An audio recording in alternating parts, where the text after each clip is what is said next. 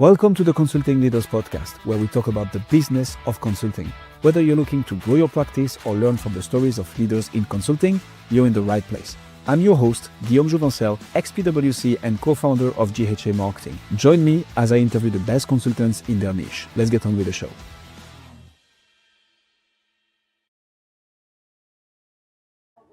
Steve, welcome to Consulting Leaders. Happy to have you. Yes, thanks for having me. Appreciate it. Looking forward to it. Let's jump straight into it. What got you into consulting, Steve? What's the origin story? So years of being in the business world and frankly struggling in finding good consultants that truly enabled us in leveraging technology. A lot of consultants they know the tech, but it was frustrating to get them to understand the business. And I think the way my mind works, I understand business and I've learned the tech, and so it just is a natural fit for me to help business owners in leveraging this tool that can make them more productive, but more oftentimes than not is frustrating, and they don't seem to get the results that they think they can get from it. So what's your approach to consulting? I mean, why, you've been on both sides of the fence. What got you to decide, okay, I need to actually go on the other side because, I don't know, there is a need, there is a specific gap in the market. What's your approach to consulting? Yeah, I think the two things that the technology can literally do anything we want it to do, especially in today's day and age. And many organizations struggle in getting clarity in exactly what outcomes they're trying to achieve through the technology. And then throughout the organization, then once you identify that outcome, there's still gaps then in what your people actually need to do and what systems they're going to interact with in order to be successful in executing. So our approach is very human focused and clarifying the outcome initially and getting alignment on who's going to do what in order to produce the outcome, and then spending that time very intimately with the end users to understand their day-to-day, what are their challenges, what are their gaps, and configuring the tech to really solve their problems. And I think that's where a lot of consultants struggle, is not really understanding each end user and what they specifically need the technology to do in order for them to be more productive. So I like that, and I think that's the kind of the perfect segue into what is the problem that you're solving. So can you break down for us what is it that you're helping people achieve exactly? So step one is getting clarity on what they're trying to achieve. So you can't try and achieve 5 different things at one time, or have 20 different people trying to achieve 5 different things randomly. It has to be targeted and focused. So what is the one specific outcome that we're focused on achieving? Who are the people that are whose behavior will determine whether or not that actually occurs? And then ensuring we're all aligned on what that behavior is and who's doing what. And with that alignment, then we can actually leverage the technology to scale the execution. So start with the end goal in mind, but with that clarify what the end goal is, so that you can better put in place the processes, the technology, the people to get there. Do you have a specific niche, industry, company size that you're typically helping, Steve? Like who typically smaller business, so call it less than 100 users. And we've worked in a number of different verticals: wealth management, nonprofit, really any sales and service organization. A lot of those processes are the same, right? Regardless of the organization. Like, if you're trying to do sales or service, those processes will be specific to your organization, but the general process is the same. And where we really excel is in taking those general processes and not making assumptions about what the users actually need, and spending the time with the users to truly understand the business in order to configure the technology in a way that makes their organization specifically more productive. I think sometimes with consultants, like if you've done work in one industry for so many years, you start to get locked down on, these are the processes, this is how it works. And the reality is, especially in smaller businesses, they all have their own varieties of process and scenarios, and those need to be considered, challenged, and collaborated on, right? To evolve the organization and really ensure that they're successful long term, and not just leveraging the technology today, but building it in a scalable way where it scales as they grow. So I find that interesting when we are much more focused on the problem than on the ICP itself.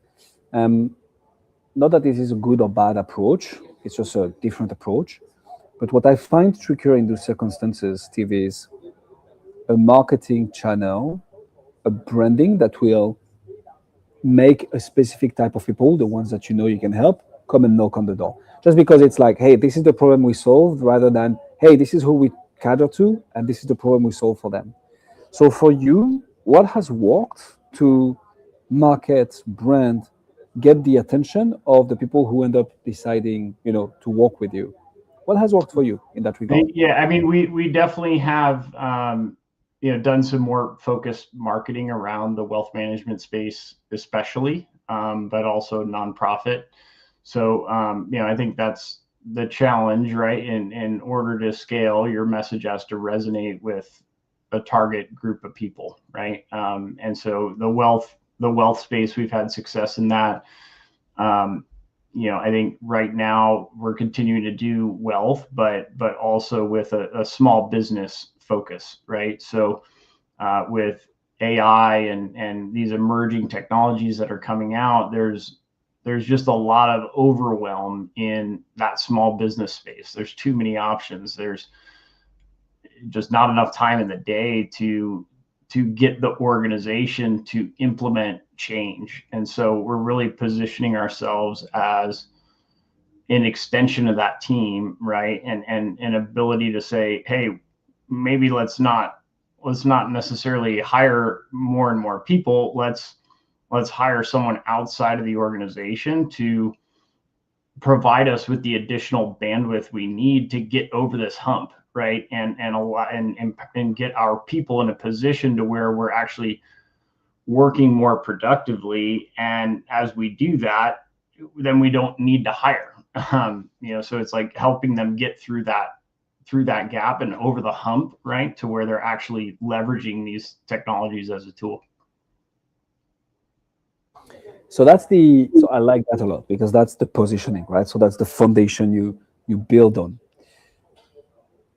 And when you mentioned you've tried multiple marketing campaigns, can you develop a bit on that? Like, can you tell us and the audience like what you've tried, what worked, what didn't, why you chose a specific one? Like how do you think about marketing, this very specific approach that you have of consulting with businesses? What is it that you tried and made work? Yeah, so I mean, what we've done, I mean, we've had regular webinars in the wealth space. So really just bringing awareness to the problem and starting to get them to re-envision what work is going to look like in this AI environment. So just helping organizations understand the process to leveraging AI and getting them to understand that AI is it's still a tool. And at the end of the day, it's people that explain and tell it what it needs to do.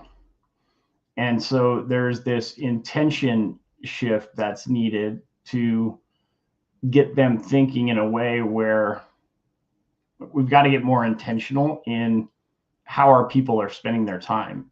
And some of that means getting them involved even in the software, not development, but like the requirements, right? And the feedback. So we can move anymore. You can configure this technology as quickly as you can get the requirements and feedback, right? So if you don't have your people engaged in that process, it doesn't allow you to get the value out of the technology as quickly. So those have been, a lot of our messaging and webinars have been focused on bringing awareness to this new problem.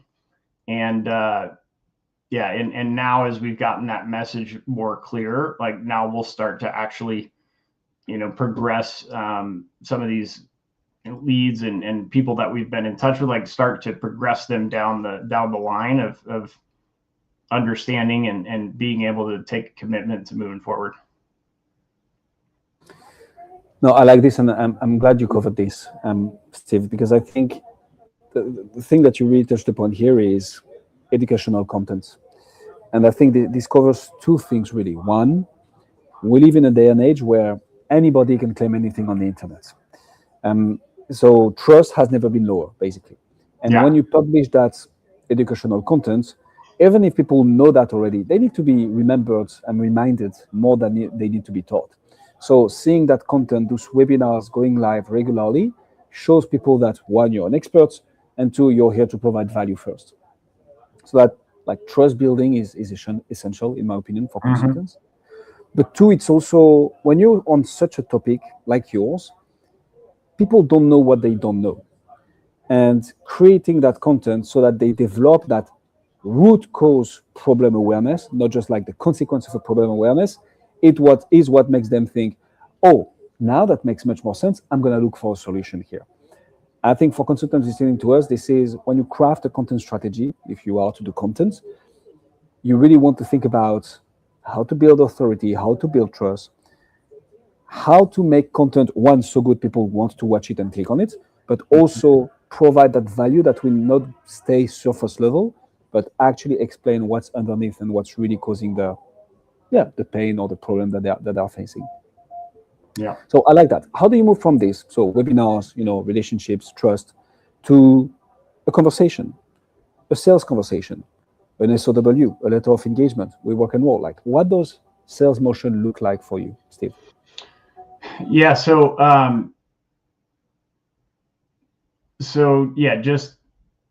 just I mean, as far as, obviously then like there's a more specific conversation around, their organization and where they need help. And our focus is really just getting that first opportunity, right? To like, let's focus on one specific outcome or one specific problem and, engage us to move the needle on that one thing, right?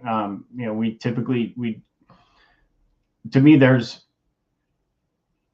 it takes time to implement technology, well, right? So we never want, like, we typically don't have like this huge SOW to get started, right? It's like, look, we've got to come in, get to know your people, like start to build a process around implementing change. And, I'd rather move slower and be successful in one area.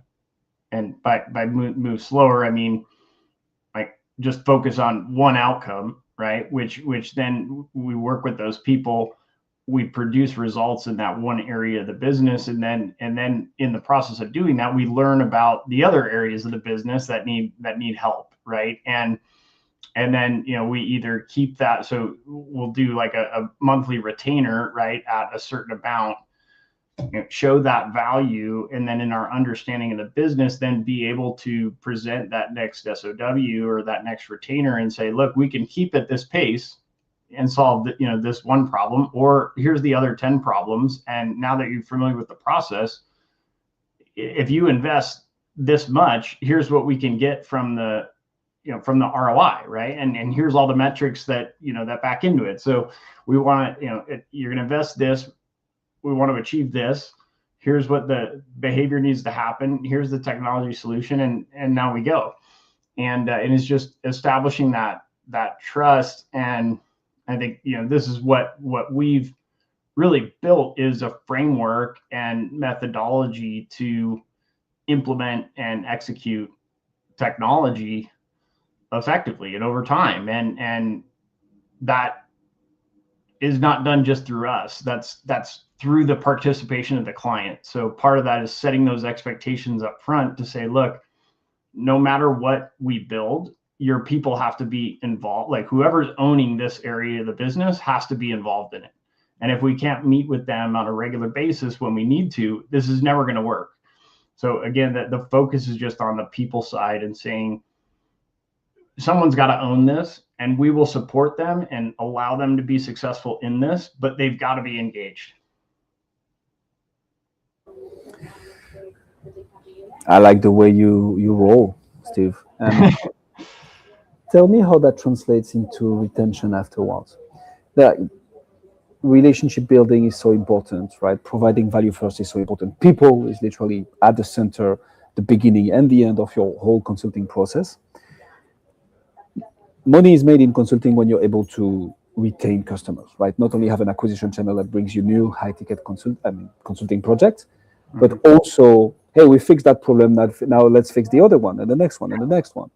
And that's my question to you. How do you get your clients to stay engaged, keep on providing value to them, but also retaining them as customers? How do you do that? I mean, that's where the framework comes in. Like we just stick to the framework. We know what works, and we don't go like we don't stray from that. So that means a stakeholder meeting each quarter where we're clearly defining what outcomes we're looking to achieve over the next 90 days and what's the budget and what areas are we focused on and who do we need to meet with how many times over that 90-day period, right? And then holding them accountable to those meetings to where as long as we get the meetings, we're going to be able to meet with that person, understand the gaps, support them, enable them, iterate the technology a little bit further forward until the next time we meet with them again. And as long as those meetings keep happening, we're going to move forward. Right. And we're accountable to the like we have the meeting. Like if we're going to meet with that person, there's an agenda, there's target outcomes for that meeting. And then the feedback we get, we're setting the expectations for, hey, we're going to meet again in 2 weeks. We're going to have this, and this done. But again, we're expecting you to meet with us and provide the next round of feedback. So it's just accountability to progress and showing up and being intentional with our time and staying focused on the outcomes we're trying to achieve and ensuring that we don't stray from that. And, and that sometimes means, resetting those expectations with them. Like everything can't be a priority. So, is it this or this, and if it's both, that's fine, but we need, more money because it's going to be more interactions and more people. Right. And like those conversations need to happen and they need to be real and grounded in, like, I'm not just charging you more money to charge you more money. I'm charging you more money so we can achieve this outcome faster. And that means aligning with your people to ensure that they're actually using the tool. And so it's just that continuous conversation and ensuring we're making progress. I like how this is a continuous process, right? It's not like, hey, at the end of it, oh, by the way, like we can also do this. It's like throughout the journey, identifying the next choke points, how you can help, how to bring the issue to the client, and how to engage them towards that next engagements throughout the journey, and not just at one specific time. And that'll continue through support too, right? I mean, it might not be as many meetings if we're working on actual development, but there's still support needed in enabling the users and making sure they're using it right. And a lot of times that's when we get the next ideas, right? It's like, oh, I'm using that. Well, but I wish I could do that. Well, okay. Like, and that becomes this feedback loop. And a lot of time that the key thing with the process is that a lot of times we might not be working on development in that area today, but we're working on development in another area of the business. And now we surface this thing in this side of the business and realize, oh, that actually impacts this other thing that we're working on. So there is some now relevancy to taking that work on and bringing that together into a bigger solution that just brings more value faster to the organization. Amen to that. I've already said that I like the way you roll, Steve, so I'm going to throw a little bit of a curveball question at you because I feel you've had it a bit too easy so far. Mm-hmm. What's your number one challenge right now? What's, that one nut that you're trying to crack that, once you crack, you're going to take the whole thing to the next level? What would that be for you? It's really just messaging to the market, right? And being able to communicate concisely what we do. It's a framework, it's a process, it's technology, but at the end of the day, we help make your people more productive. And but with that, that doesn't necessarily sell, right? Like it has to sit with that business owner, right? To like they have to realize, oh, what do my salespeople do every day? Like in reality, they probably only work 2 hours of the day productive. Yeah. And across the whole organization, right? I mean, because everybody's coming in. If the intentions aren't aligned, if there aren't clear metrics established, if people aren't living by, here's what I need to do each and every day, because this is my role and this is what's most important for me to do within the organization, because it'll lead to these outcomes.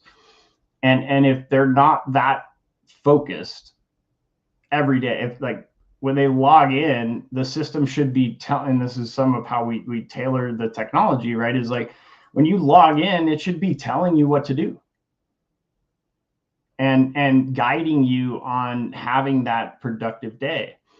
But the reality is most people come in, reply to their email, do all of that. And even in that sales role, their intent is probably good at the beginning of the day, right? They're like, I'm going to crush my sales calls today. But then they get in their email, they got fires they got to put out on the sales side before they even get to selling. Then they finally block the time in the afternoon to do it. They log into their system and the data is everywhere. They don't have a list of who do they need to follow up with. They're going in this system and they go in that system. They're pulling up their cell phone. Like now they get on one call and they get distracted again. And all of a sudden it's like, look at that 2 hour block. You made 2 sales calls.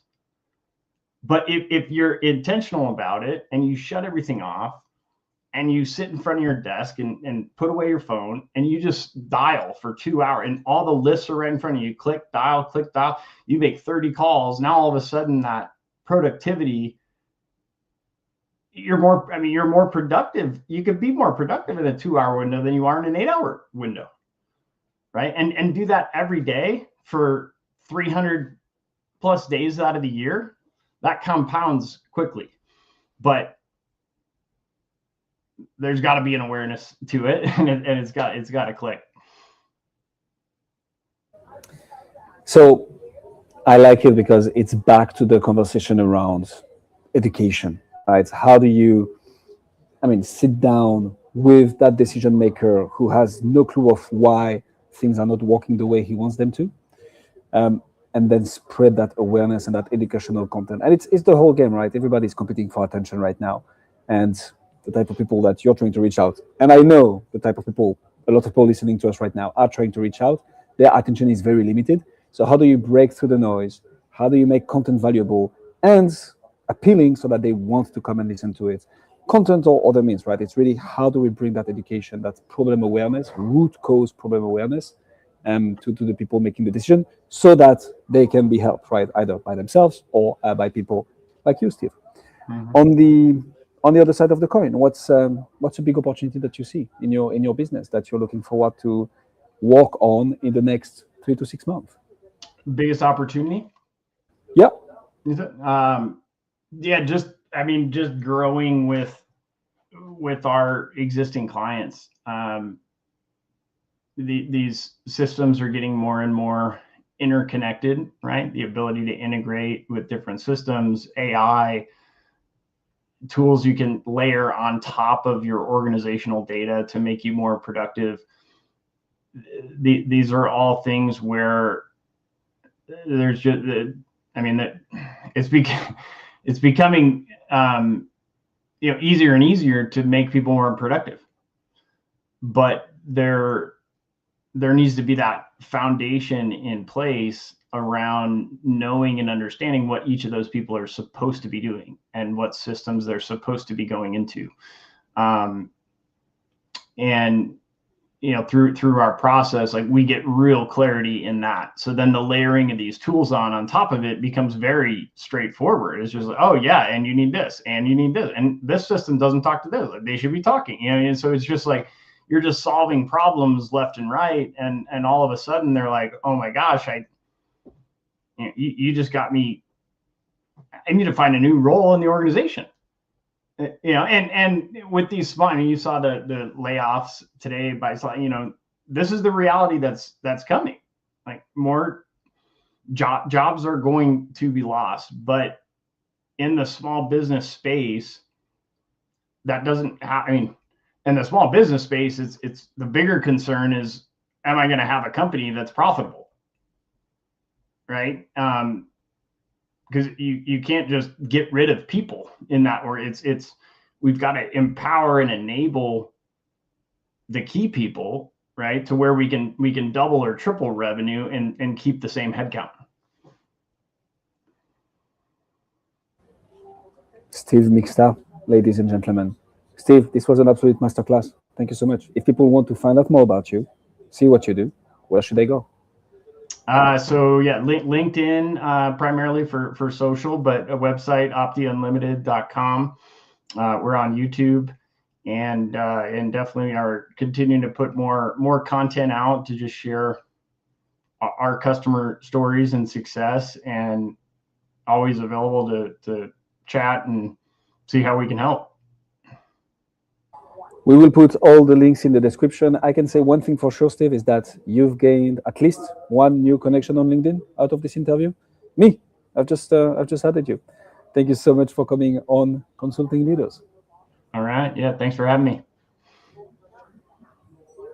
Thanks for joining us on this episode of the Consulting Leaders Podcast. We hope you learned valuable lessons on how to grow your practice and take your business to the next level. Make sure to subscribe and leave us a review wherever you're listening to this show so you never miss an episode.